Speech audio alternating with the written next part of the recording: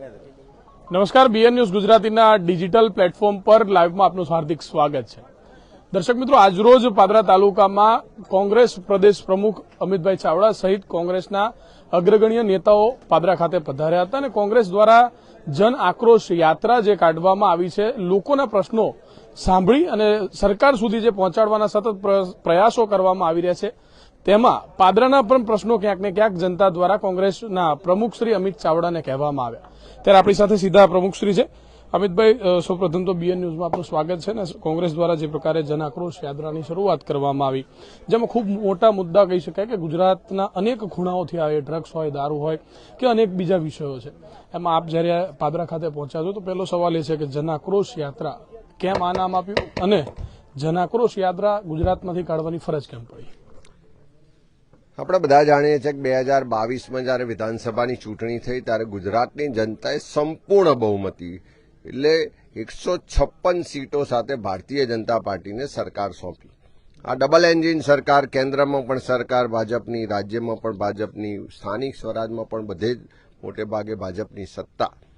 તેમ છતાં જનતાની જે અપેક્ષા હતી કે એના પ્રશ્નો કોઈ સાંભળે, એની સમસ્યાઓનું નિવારણ થાય, એમને એનો હક અધિકાર મળે, ન્યાય મળે, એમનું કંઈ પણ ના થયું. આજે લગભગ 3 વર્ષ જેટલું આ સરકારને થવા જઈ રહ્યું છે. ત્યારે એવા સમયમાં અમે એક વિપક્ષ તરીકે જ્યારે લોકો વચ્ચે જઈએ અને ખાસ કરીને જ્યારે કમોસમી વરસાદ થયો, ખેડૂતો બધી જ રીતે હેરાન પરેશાન હતા, આર્થિક રીતે પાયમાલ થયા અને સૌરાષ્ટ્રમાં અમે જ્યારે કિસાન આક્રોશ યાત્રા લઈને નીકળ્યા, ગામે ગામ જે લોકોને મળ્યા, સાંભળ્યા, અરે દરેકના મનમાં એમ હતું કે સરકાર સામે બોલવું છે, સરકારમાં અમારા પ્રશ્નો પહોંચાડવા છે, સરકાર સામે પોતાના હક અધિકાર માટે લડવો છે.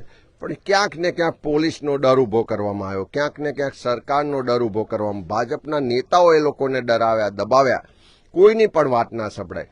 ત્યારે અમે નક્કી કર્યું કે ગુજરાતના લોકોના અવાજને બુલંદ કરવા માટે, એના જે પ્રશ્નો છે, સમસ્યાઓ છે, તકલીફ છે, દુઃખ છે, દર્દ છે, પીડા અને આક્રોશ છે, એને વાચા આપવા માટે અમે જન આક્રોશ યાત્રાની શરૂઆત કરી. પ્રથમ ચરણમાં ઉત્તર ગુજરાતમાં આ યાત્રા બનાસકાંઠાથી શરૂ કરી 7 જિલ્લાઓમાં લગભગ 150 કિલોમીટરે આ યાત્રા ફરી. બીજા ચરણમાં અમે આ જન આક્રોશ યાત્રા મધ્ય ગુજરાતમાં ફાગવેલથી 20મી ડિસેમ્બરે શરૂ કરી અને આજે 7મો દિવસ છે વડોદરા જિલ્લામાં પાદરા, કરજણ, સિનોર વિસ્તારમાં. ત્યારે આખી યાત્રા દરમિયાન જે જોવા મળ્યું કે બધી જ જગ્યાએ લોકોમાં એક ડર હતો, ભય હતો કે સરકાર સામે બોલીએ કેવી રીતે, સરકાર ક્યાંક અમારી પર ખોટા કેસ કરશે, અમને કંઈક ખોટી રીતે ફસાઈ દેશે. પણ યાત્રામાં જોડાતા ગયા અને જે મોટી સંખ્યામાં સમર્થન મળી રહ્યું છે, જે મોટી સંખ્યામાં લોકોનો ઉત્સાહ જોઈએ છે, જે મનમાં ડર હતો, જે ભય હતો, એ યાત્રામાં જોડાઈને એમનો દૂર થઈ રહ્યો છે. અને એટલા જ માટે ખેડૂતો ખુલીને બોલી રહ્યા છે કે અમને ખાતર નથી મળતું, ખાતરમાં કાળાબજારી થાય છે, જમીન માપણી રદ કરો, ભ્રષ્ટાચાર બંધ કરો અને ખેડૂતોને આર્થિક રીતે પાયમાલ થાય છે તો સંપૂર્ણ દેવામાફી કરો. યુવાનો કહી રહ્યા છે કે મોંઘું શિક્ષણ લીધા પછી કાયમી રોજગાર નથી મળતો, ફિક્સ પગાર કોન્ટ્રાક્ટ આઉટસોર્સિંગથી શોષણ થઈ રહ્યું છે તો ફિક્સ પગાર કોન્ટ્રાક્ટ આઉટસોર્સિંગ પ્રથા નાબૂદ કરો. જ્યાં જ્યાં ગયા મહિલાઓનો એક જ અવાજ હતો કે આ દારૂ ને ડ્રગ્સની બધી એટલી હદે વધી છે, એની રેલમછેલ થઈ રહી છે, પીવાનું પાણી ના મળે પણ દારૂ ને ડ્રગ્સની હોમ ડિલિવરી થાય, યુવાધન બરબાદ થઈ રહ્યું છે, નાની ઉંમરે યુવાનો મરી રહ્યા છે, બેન દીકરીઓ વિધવા થઈ રહ્યા છે. ત્યારે હપ્તા લેતી સરકારને ખુલ્લી પાડો, આ હપ્તા રાજ બંધ કરાવો અને દારૂ ને ડ્રગ્સનો ખાત્મો કરો. એ જ રીતે ભ્રષ્ટાચારની વાતો, ગેરવહીવટની વાતો. આજે પાદરામાં જ અમે આવ્યા, ગઈકાલે સાવલીમાં પણ રજૂઆત થઈ કે કામદારોને એના હક અધિકાર નથી મળતા, એના કામના કલાકો વધારીને એનું શોષણ કરવામાં આવે છે, અકસ્માતો થાય છે, એને સ્થાનિક લોકોને રોજગાર નથી મળતા. સાથે આજે પાદરા હોય, વડોદરા હોય કે સાવલી હોય, જે નગરપાલિકા વિસ્તારો છે ત્યાં સ્ટ્રીટ વેન્ડર એક્ટ છે, તેમ છતાં લારી ગલ્લા પાથરણા કે નાના દુકાનદારો છે એને સતત હેરાનગતિ થાય છે. આજે લોકો સામેથી કહી રહ્યા છે કે આ ભાજપે મત તો લીધા હતા ભય, ભૂખ અને ભ્રષ્ટાચાર મિટાવવા માટે. આજે એમના શાસનમાં ભય, ભૂખ અને ભ્રષ્ટાચાર અનેક ગણો વધ્યો. ત્યારે આ બધી જ વાતો આ યાત્રામાં લોકો જોડાઈને બોલી રહ્યા છે. હું ચોક્કસ વિશ્વાસ સાથે કહું, જે રીતનો માહોલ છે એ ગુજરાતની જનતા પરિવર્તન કરવા તરફ આગળ વધી રહી છે. અમિતભાઈ, પાદરા તાલુકાના ઘણા એવા પ્રશ્નો છે, જેમાં બે મુખ્ય પ્રશ્ન હતા. પાદરા જંબુસર રોડ તેમજ હાલ 22 લોકોમાં જેવા મૃત્યુ થયા છે પાદરા મુજપુર ગંભીરા બ્રિજ. મુજપુર ગંભીરા બ્રિજ બન્યું ત્યારે પણ કેટલાક સરકારના નેતાઓના હાસ્યાસ્પદ નિવેદનો આવ્યા છે. તે લોકો ક્યાંક ને ક્યાંક લોકોની જે પીડા હતી તે જાણવામાં નિષ્ફળ રહ્યા છે. સાથે સાથે પાદરા જંબુસર રોડનું હજુ લોકાર્પણ નથી થયું અને તે પહેલા રિપેરિંગ કામ ચાલી રહ્યું છે. અંદાજે 150 કરોડથી વધુના ખર્ચે પાદરા જંબુસર રોડ બનાવવામાં આવી રહ્યો છે.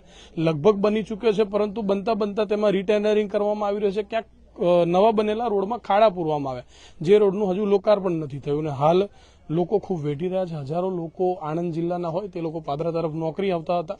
તે તમામ લોકોને રોજગાર છીનવાઈ ચૂક્યો છે, કારણ કે 45-50 કિલોમીટરનો ફેરાવો તે લોકોને હજુ પણ નથી પોસાઈ રહ્યો. ત્યારે વૈકલ્પિક માર્ગની વ્યવસ્થાની વાતો હતી, ત્યારે સરકારે હજુ માત્ર ને માત્ર ખોખો રમવાની જે પરિસ્થિતિ હોય છે તે જ પ્રકારના નિવેદનો આપે. ત્યારે પાદરાના બે મહાન મુખ્ય જે પ્રશ્નો હતા તે બાબતે આપ શું કહેશો?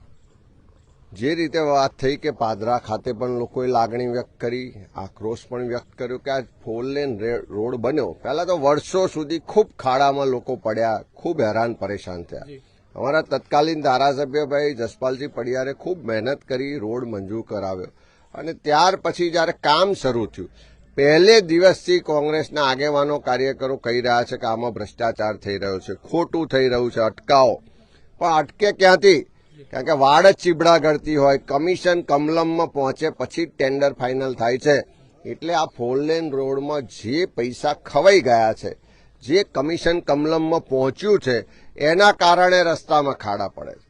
અને હવે તો આખા ગુજરાતમાં બધા જ લોકો જાણે છે કે જ્યાં રસ્તામાં ખાડો પડ્યો એટલે સમજવું કે કમલમમાં કમિશન પહોંચી ગયું છે. અને એ જ રીતે ગંભીરા મુજપુરનો જે બ્રિજની વાત છે, આપણે બધા જાણીએ છીએ કે જ્યારે બ્રિજ જર્જરિત હાલતમાં હતું, અનેક જાગૃત નાગરિકોએ, અનેક સંસ્થાઓએ, અમે મારા સહિત ધારાસભ્યો અને બીજા પદાધિકારીઓએ, બધા જ લોકોએ સરકારને વારંવાર ધ્યાન દોર્યું કે આ બ્રિજના પેટનું પાણી ના હાલ્યું. અને જે ગોજારી દુર્ઘટના થઈને 22 કરતા વધારે લોકોના મોત થયા, હું ત્યારે પણ કહેતો હતો, આજે પણ કહું છું કે આ કોઈ કુદરતી હોનારત નથી. આ સરકારની ગુનાહિત બેદરકારીને કારણે થયેલા લોકોના મોત છે. પહેલે દિવસથી માગણી કરીએ છીએ કે વૈકલ્પિક રસ્તો આપો, બ્રિજ પર ટેમ્પરરી 2 વ્હીલર જઈ શકે એવો આવન જવન રાખો, જેથી કરીને રોજગાર માટે જે યુવાનો આણંદ જિલ્લામાંથી અહીંયા આવે છે, અહીંયાથી ત્યાં પરિવહન કરે છે, એ લોકોની રોજગારી ના છીનવાઈ જાય, ખેડૂતોનો પોતાના ઉત્પાદનના પૂરતા ભાવ મળે. પણ સરકારને તો ગરીબોની, ખેડૂતોની, યુવાનોની ચિંતા જ ક્યાં? કામ કરીશું અને એમાંથી કમિશન લઈશું. પણ આજે ફરી માગણી કરીએ છીએ કે તાત્કાલિક વૈકલ્પિક બ્રિજની વ્યવસ્થા કરો. અમે પહેલા પણ એન્જિનિયરો સાથે વિગતવાર વાત કરી છે કે આ રીતે લોખંડનો ટેમ્પરરી બ્રિજ બનાવો કે જેનાથી જે 2 વ્હીલર વાહન અને સાથે સાથે 4 લેન રોડમાં જે ભ્રષ્ટાચાર થયો છે એની ન્યાયિક તપાસ થશે. તો એ તપાસના છેડા કમલમના કાર્યાલય સુધી પહોંચ્યા વગર રહેવાના નથી.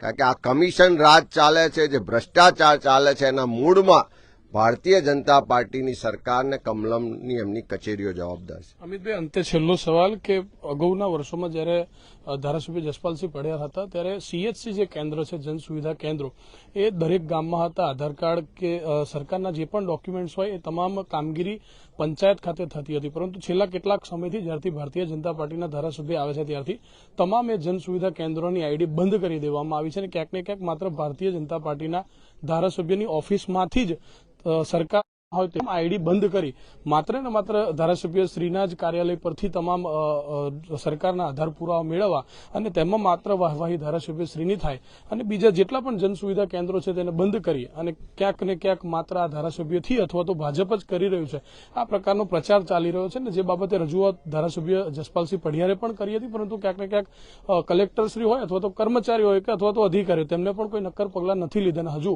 જે ID પહેલા ચાલતી હતી તે તમામ ID બંધ કરી છે અને તેમાં પણ કોઈ નક્કર પગલાં નથી લેવામાં. આ બાબતે શું કહેશો?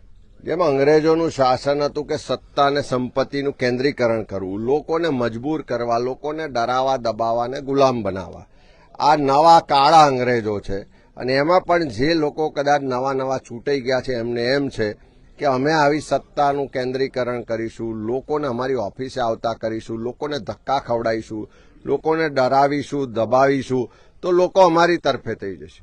પણ આ લોકશાહી છે, એક વ્યક્તિને મતનો અધિકાર આપ્યો છે અત્યારે કદાચ તમારી સરકાર છે, તમે ડર ભયનો માહોલ ઉભો કરો છો, તમારી ઓફિસની બહાર લોકોને લાઇનમાં ઉભા રાખો છો, તમે ઓફિસમાં ધક્કા ખવડાવો છો, કોઈને ઠપકો આપો છો, પણ સમય આએ લોકો એનો હિસાબ કરશે. જે સરકારી તંત્ર છે, અધિકારીઓ છે, કલેક્ટર છે, એને પણ કહેવા માંગીએ છીએ કે આ કોઈ કાયમી નથી. તમે જે પગાર લો છો એ પ્રજાના પરસેવાના ટેક્સના પૈસાથી પગાર લો છો. ધારાસભ્ય પણ જે પગાર લે છે કે મુખ્યમંત્રી પણ જે પગાર લે છે પ્રજાના ટેક્સના પૈસાથી લે છે. એના ગામમાં કોંગ્રેસની સરકારો હતી ત્યારે ગામમાં દાખલા મળતા હતા. ભાજપની સરકારમાં તમે મામલતદારમાં, તાલુકા પંચાયતમાં બધે લાઇનમાં લોકોને ઉભા રાખો છો, ધક્કા ખવડાવો છો. અને હવે પાદરામાં નવી થિયરી ચાલે છે કે ધારાસભ્યના ઓફિસથી જ દાખલા મળશે. આ અભિમાન રાજા રાવણનું પણ નહોતું ટક્યું, આમનું પણ નથી ટકવાનું. અંગ્રેજોએ પણ દેશ છોડવો પડ્યો હતો અને 27માં પાદરાના લોકો પણ અહીંયાથી સીટ છોડાઈ દેશે અને ગુજરાતના લોકો પણ સરકાર બદલી નાખશે. ચોક્કસથી આપણી સાથે ગુજરાત પ્રદેશ કોંગ્રેસ સમિતિના પ્રમુખ અમિતભાઈ ચાવડા હતા અને આજે કરજણના ઉમજ ખાતે કોંગ્રેસની જનસભા પણ છે અને સમગ્ર પાદરા તાલુકામાંથી જન આક્રોશ યાત્રા કોંગ્રેસ દ્વારા હાલ કાઢવામાં આવી છે.